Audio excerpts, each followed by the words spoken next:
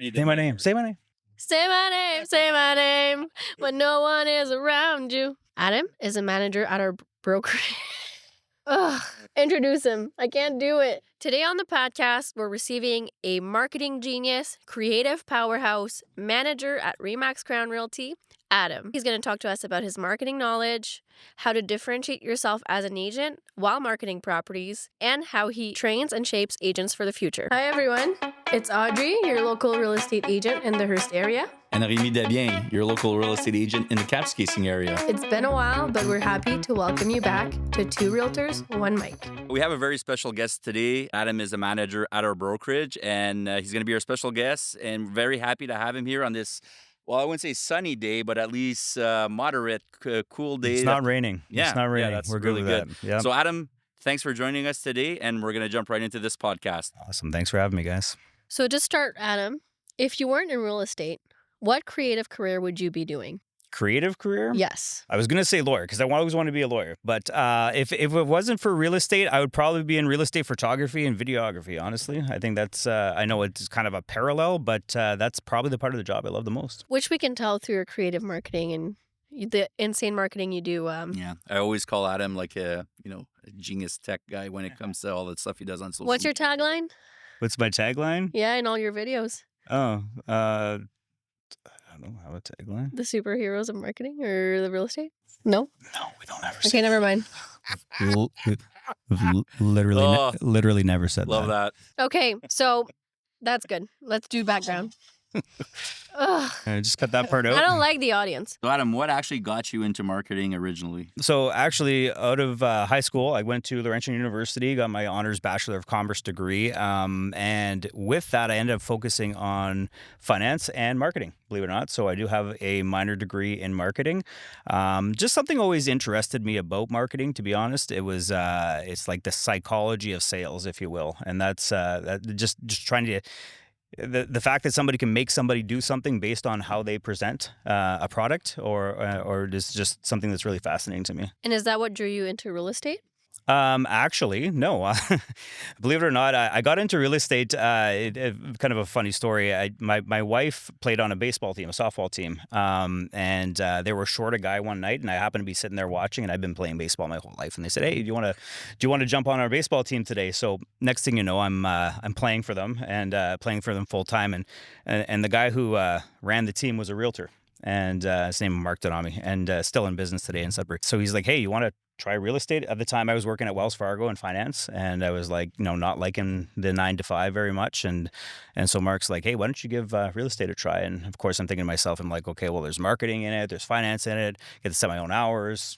Young guy. I was like, "Why not? Let's give it a try." So that's kind of how I got into to real estate in the first place. So you were in finance before. Is there anything from the finance industry that helps you in real estate now? Yeah, absolutely. I was with a B lender, believe it or not, with Wells Fargo, and so just that whole loans, mortgages kind of background. I mean, we deal with it every day as realtors, right? Where you're dealing with financing and different methods of financing. So being exposed to that world between my university time and then my time in the finance industry was super helpful, even to this day. Let's say at the time, just to kind of jump into other things there, like working for a B lender, let's say somebody wanted to go get a mortgage or something like that, well, like what have been at that time kind of like the interest rates you would have charged? For a mortgage, we were talking about 13%. Yeah. And you know what? We did loans. This is crazy because I think it was the maximum allowable in Canada. We did loans at 35%. Wow. Oh my God. Yeah. So, I mean, you kind of had to check your ego at the door. So you're not paying a lot on the principal or... No. These were like basically payday loans or fast loans kind of thing. So, I mean, to see that end of sales and that end of the business really exposed me to the one end of what what the financial world could be like, and then of course always taking an interest in finance and marketing. I paid attention to everything on the other end as well. So for our listeners listening, and again somebody looking to get a mortgage, it kind of goes back to be very proactive with your financing, making sure you're on top. Like you're not late on your payments, whether it's a cell phone payment or obviously a home payment or like a vehicle or anything like that. You don't want to be late on your payments because if it affects your credit and you're not able to get into an A lender and then you're going to a B lender, well, there might be situations where, it doesn't take much. Just paying that 1% interest more, let's say from a 4 to 5% is a huge gap. Yeah, So it's very interesting to see, like you're saying, talking with those B lenders, what the interest rate, again, we're talking about rates at that time. that was 20 years ago, guys. Yeah. I mean, like I've been in real estate for 20 years, so Yeah. yeah. Very interesting that you used to do that, but also it brings in an experience for you now as a realtor, Yeah. working in having that financial background, tying you in now as a realtor, and also being in the marketing, how you can all tie that together to be where you're at today. Absolutely. So you've been in real estate for 20 years. Yes. What market was your favorite? Okay. Seeing that I love the marketing of properties, believe it or not, a little bit of a buyer's market's not the worst thing for me. I find that's where I thrive, by making listings stand out a little more than everybody else. Don't get me wrong. I mean, the past few years, post-pandemic have been pretty crazy, definitely seller heavy where, not enough listings, a lot of buyers. You can roll out of bed and a lot of times end up, okay, the house is going to sell no matter what. No, it's more about making that transaction a smooth transaction and still presenting it in the way that you need to. But honestly, the little bit of a buyer's market is probably where I shine the most, just because I'd like to differentiate myself a little bit. So. You are a marketing genius. Remi says it all the time. So do we. And that's one thing that we wanted to pick your brain about today. Sure. So what is your creative process when you're designing or creating a marketing plan for properties in the buyer's market? It starts with the initial visit. I think you have to pick something out with every property. They're like snowflakes. Not everyone's the same. I mean, even if you have two houses that are built in the same neighborhood next to each other, there's going to be something that's going to differentiate it from the other one. So I'm always looking for those kind of things. Short of that, it's honestly about paying attention to what's out there and what's happening and seeing things that you like and then putting your own twist on it. So, I would be lying if I said I came up with every idea that I've done myself. A lot of times it's, inspiration from other people, maybe in different markets or different areas, and then say, okay, you know what, we brand ourselves as, superhero realtors. So how can I put a superhero twist on it? Or how can I make the trend that just, happened, last week and turn that on its head and say, okay, let's make that into real estate. So it's a lot of discovery, with the house and the property itself, and then tying that in with trends and that kind of stuff as well. So What exactly would be like your favorite tools, tech, trends that you're using? self-taught, I love the Adobe suite of services. I am a huge After Effects fan. I use Adobe Premiere Pro for most of my videos, but After Effects was kind of the big thing that allowed me to put a lot of different creatives on a property, and I may make a house fly or make myself fly or do something like that. I mean, that's where that stuff happens. Between that and of course, there's nowadays a lot of AI stuff, CapCut, all those things. They all have little very specialized things depending on what you're trying to do. I think everything can be done for myself through After Effects, but there's a steep learning curve, so it's not accessible for everybody. You kind of have to get to know it a little bit. So interesting that you were talking about like make yourself fly. And one of the first real tech comment that I ever brought to Adam, or that I remember of, is so his wife Pam, when she actually became a realtor, Adam ended up putting this phenomenal video on social media, and it totally blew me away. So it's basically Adam, being in front of a house and kind of like having that Superman mode of saying like, every Superman needs a Superwoman, and then out of the blue, boom, Pam pops into the screen, and then both of you fly away. That's right. And I even think I private messaged you on that because I was very impressed with it, and I was just, man, I wish I would be able to do these kinds of things. Yeah. And after I saw that, like, you always have my full attention on everything you do, so I'm always looking on your social media, what kind of new tech thing is Adam doing, and like. Even last year when we went to Toronto, and it was just about looking at your phone and like blinking your eyes, and blinking your eyes would actually click on something. Like, usually we'll take our finger and click yes or no, but you could actually do it with blinking. And Adam comes, he's like, Remi, you totally got to like Try this out. try this out. And Adam's there with his phone and he's blinking his eyes, and then his phone is reacting to him blinking. You know what? A lot of that just comes from honestly a passion for tech in general. I mean, I like that stuff. I like how things work. I like seeing creative and how people use tools. I think is the most important part. I mean, everybody's got access to these things. Anybody can do it. You can do it. Audrey can do it. Anybody can do it. But it's how you use those tools that sets you apart. And I think that's the most important thing. Pretty impressive that you taught yourself to use those tools. They're not easy to use. No, you know what? A lot of trial and error, and honestly, YouTube University, man. That's I think it's underrated. There's a lot of tutorial videos out there that'll get you from point A to point B, and then it's you to go from B to C after that, right? So yeah. I'm gonna open one of these. Sorry. Let's make a lead with our next subject then. So when you're doing these videos, does that impact the way people see the property? Like, do you get comments from people seeing your videos and seeing, oh, I would have never noticed this about this property? Or Specific features, maybe. I definitely get comments on the videos. I've been stopped in public. I don't want to. I'm humble. I don't like you're that. a celebrity. But I honestly have a few times where people are like, "Hey, you're the guy that does this," or "You guys," I'm like, "That's kind of cool." I appreciate that. People have noticed, right? And I've been on a couple different podcasts just for some of the videos I've done, and yeah, it's good. I think any way you can stand out and still be your authentic self while showing off property information is it's a win, and it's like that's who I am. Like I'm a tech guy. I like doing that tech stuff. I mean, we consider ourselves super agents. Okay, well that's kind of who we are. So when we do that, we're showing off who we are. It doesn't feel like work because it's easy. It's what we are. It's literally what we are. But we're still showing off something in a unique way.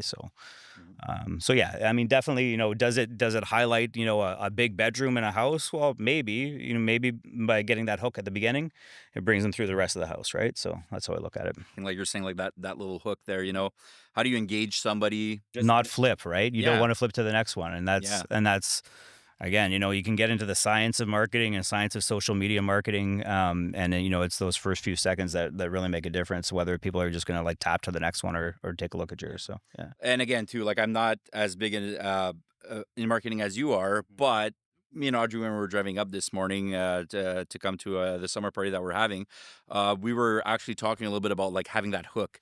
And the big thing for me is I like drones. Like obviously, us being in Northern Ontario, we have a lot of big properties. And, sometimes you'll have a property that's 150 acres. And the last thing you want to see is a picture of like, somebody standing on a street and just seeing like a bunch of trees.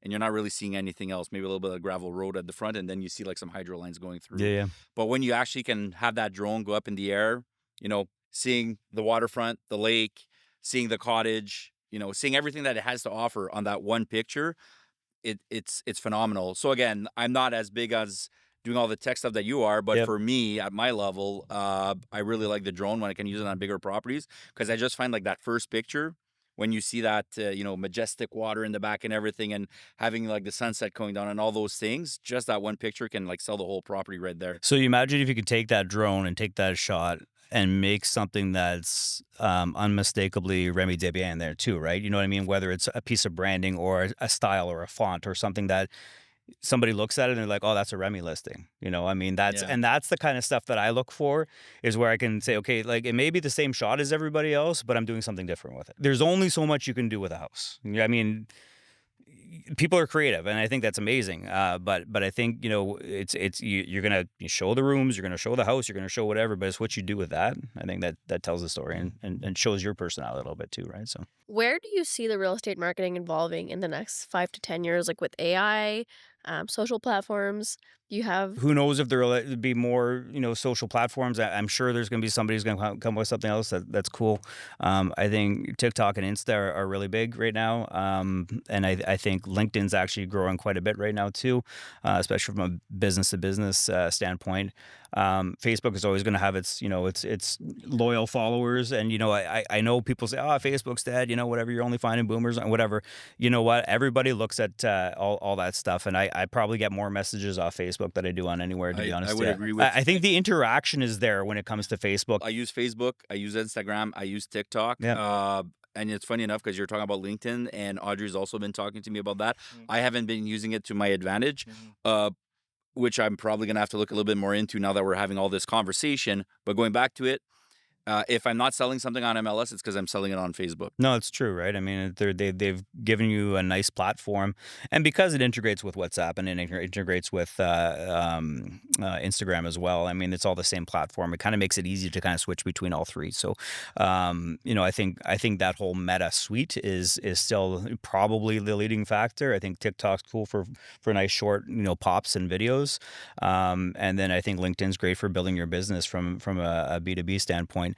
Now, as far as like AI and trends and things, and I know that's the juicy stuff. I find it getting remarkably easy to make fun videos. And I think that's going to continue to happen as AI evolves.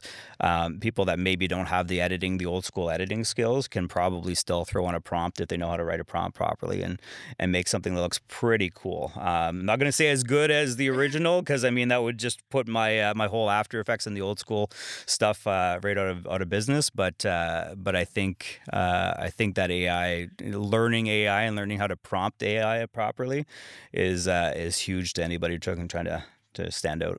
Is that something you use on a daily basis in your business? I use AI on a daily basis. I don't use it for video gen because I feel like I probably still prefer to do it a little bit old school, a little hands on.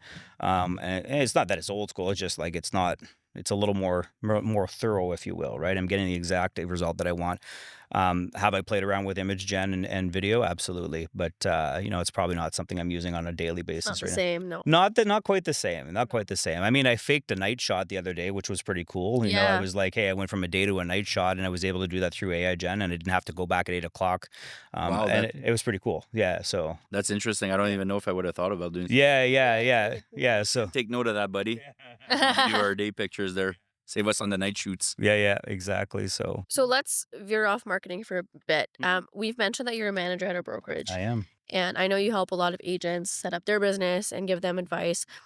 How do you help the brokerage itself stand out in the market where there's a lot of brokerages in Sudbury, I especially? think one of the things that we do better than any brokerage in our market, at least, is the one-on-one mentorship training that we do especially with new agents. I mean, we're willing to do it with any agent at any career or any stage of their career, whether they're brand new, they've been in with Remax Crown for a while, whatever the case is. But like literally, from day one when I train new agents, I'm holding their hand from the start to make sure they get their first couple deals and they're off on the right track.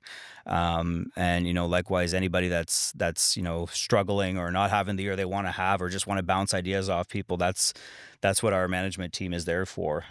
So it's something that I think is lacking in some of the other cloud-based brokerages. Not to everybody's got a different opinion on whatever it is, but that personal touch that Remax Crown has, I think is really unique. Absolutely. And then apart from that, I think our brokerage in general, we do a lot of staying on top of the market in terms of trends. We do a lot of lunch and learns. We do a lot of like weekly meetings. We do lots of we bring in speakers that are relevant to the industry. I think education is power, and there's no better agent than that one that's well prepared. To be honest, like we have so many resources available, so many meetings like you're talking about. Like I wish I could attend all of them. Yeah, I can't even attend all of them, and I'm one of the managers, right? And that's the thing. We've got so much going on, and I think that's imperative to building a strong, connected real estate broker. And that's what's great about having the team that we have. Like even though we're a large firm, it still feels very like everybody knows everybody. Yeah, Still we're a feels like family. a family. It Exactly. feels like a family, absolutely. People care about each other in the brokerage, even just agents through themselves. And I think that's been harbored by you and the other managers Yeah, that's as great. a culture. And you know what I mean? Even I mean, we're in different markets. We operate in different markets. But Remi will send me a text and tell me what do you think about this, or you'll send me a text, and I think that's important that you can still be connected even from a distance, right? Yeah, that's a support that I was actually talking to an agent that is with the cloud-based brokerage, and I was telling him all the things that the office does for me, and he was like, wow, Mhm. I wouldn't have switched to a cloud-based brokerage if I was with them. And I said, Interesting. yeah, he's in Ottawa, so just buy a brokerage in Ottawa. That's right. We're coming. Just so you say you mentor a lot of agents, you hold their hands, you show them the ropes, you have a lot of experience. What is one simple change that an agent that's kind of stuck in their business or feeling kind of down about their business could make to improve their marketing or their business in general? Business in general, I think, and this, when I started 20 years ago, it was very salesy. I think that's completely changed, and then changed slightly back again. So, I would say for a while it was like nobody wanted to be contacted about anything ever.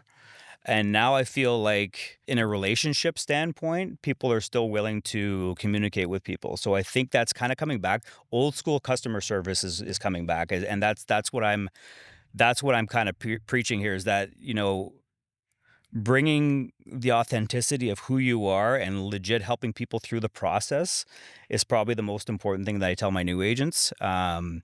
That and to be involved in the community, and I think that's where most of the people are going to get their first couple of deals from, is like, what do you do? I know you like hockey. I know, like, I mean, like, it's like, where are you going to get your first couple of deals? Like, it's go join a club, volunteer on a board, do something to get out there and meet people face to face. I think social media is great, obviously. I mean, I think it's a fantastic thing. Are you going to get your first deal off it? Probably not. It's probably going to be more of a face to face, old school. So get in front of people. And it doesn't have to be door to door knocking. It doesn't have to be anything crazy, but literally just going out there and saying, "Hey, I'm in real estate. Here's what, do you have any questions? Don't be shy." And I think that's the biggest thing that everybody in any stage of their career can probably revisit if they're stuck. That's amazing Yeah, advice. yeah. Really going back to your sphere. Going back to your sphere, exactly. It's your sphere of influence, and then doing that. If you're stuck, go join something else. You know what I mean? Go find another board. Go find a new group of people that you can connect with. Absolutely. So, yeah. So I think we've already touched on this, but your favorite editing tool is probably After Effects, eh? Yeah, exactly. I'm kind of on a Final Cut Pro kick. I'm not gonna lie right now. So Oh. yeah, I've just been doing that more for my actual video tours, but After Effects is like the OG for me. I don't even know what these are. I'll show you. Yep. Guaranteed after this, I'm getting text. Can you send me a link to After Effects? Like, that's happening, right? So And Adam, if somebody actually wanted to see the work that you do, I know we've been talking about all the fantastic things that you do. So if somebody actually wanted to find you and actually see all those amazing tech tools that you utilize, or just kind of get your advice, where can they find you? So our website is livesudbury.ca, but our Instagram handle and our social media handle where we find most of the good stuff is at Sudbury Home Heroes. Thank you, Adam, for joining us. It was a pleasure getting to chat with you. I think we could go on and on for hours. However, we have to get ready to welcome our next guest for next episode, Marissa, our broker of record. Well, Adam, I'd like to thank you again for coming to our podcast. And I know we didn't actually see your last name at the beginning. So everybody thanks Adam Haight for coming to our podcast today. Thank you so much, Remi. Yep. Thank you, Adam. Hey, you're welcome.